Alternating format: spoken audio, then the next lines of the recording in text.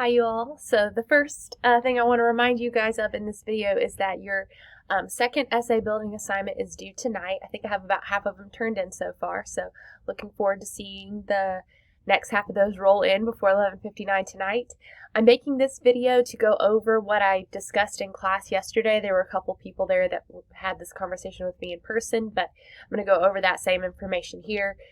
So I'm going to actually change my screen, and I'm going to go actually to the Dropbox. I'll link it here on the home page after I make my video, but I do have an assignment Dropbox ready for you guys with, you know what, I need to change this for a second.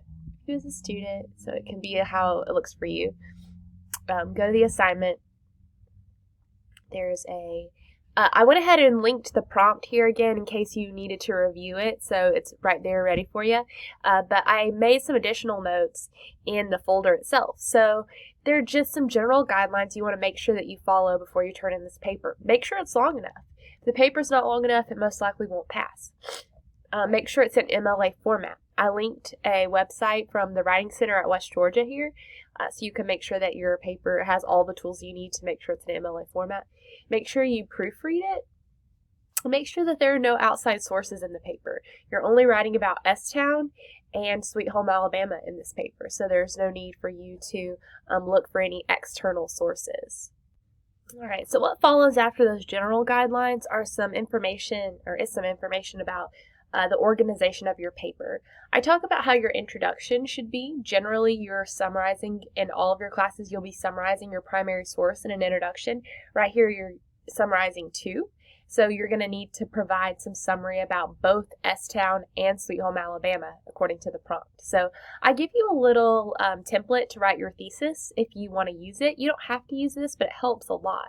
So you do want to have an introduction that introduces both texts and then ends in a sort of claim about why it's important to study them. So I left a template here. You could say that, you know, it depends on how you're looking at the text. So you'll make a claim about the first one. So let's say you talk about S-Town first. S-Town uses the trope gender roles to say something. So kind of determine what's the main idea. But then you'll have to think, does Sweet Home Alabama do the same thing or something different? So your next sentence will be like in contrast or along the same lines, really just depending on how you feel the second text interacts with your idea. So you'll iterate that there. And then I have one final synthesis sentence. It's a little harder to fill in the blank for this one, I think. They're all three hard, but this one is like, it's important to look at both of them together to understand what. So what did you learn from reading or viewing both of these things together? So hopefully this helps. You can use this template for thesis statements for any paper that you're writing in college. You know, it would just be a good, useful one if you're writing about two texts like you are for this class, but you could move things around to make it work for yourself even if you're just writing about one. So that's the introduction. I do have some examples for how the body paragraph should look.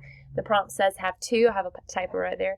I was typing this as I was talking in class yesterday, so anyway, I'll change this. The prompt says you should have two body paragraphs, but if you have another one or two, that's fine. So I have the structure of what that should look like. I remind you that the conclusion instructions are here on the prompt. And then for the works cited page, I provided a source for you to put that together. So this is all due a week from today. And we will not be meeting in class next week. It's fall break, so we're not supposed to meet in person next week. But you can email me if you have any questions. I'll still, of course, be here online. But really all that you're focused on now is getting those pieces of your paper put together and get it ready to turn in. So this is the first formal assignment that you've had for this class, and it's the heaviest weighted thing you've done so far. So if you've missed some other assignments, this is one that you don't want to miss. So make sure that you get this stuff turned in to me on time. All right, I think that's it. So you guys, hope you all have a good week, rest of your weekend. I'll be checking back on here if you have any questions for me. But yeah, take care.